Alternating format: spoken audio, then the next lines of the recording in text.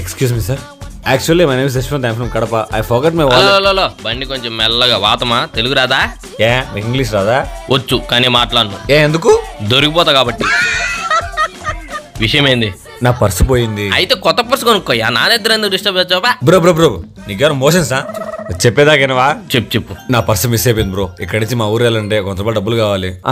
నాకు ఊరికే వద్దన్నా. ఊర కాకపోతే లెక్కించి మళ్ళా లెక్కిమంటవా? తీసుకో. అలా కాదన్నా, ఊరికి వచ్చిన డబ్బులు తీసుకుంటే ఉడతలు పట్టుకొని పోతానే మా నాన్న చెప్పాడన్నా. అందుకే నాకేదో ఊరికి వద్దన్నా. ఈ 100 రూపాయలు పని చూపించాను, చేసుకొని తీసుకుంటా.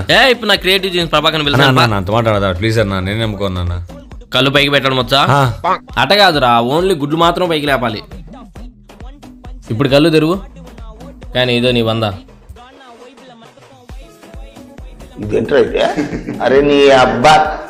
రే మీ ఊరికి పో, ఈ ఊర్లో ఎక్కువసేపు ఉండకు పో.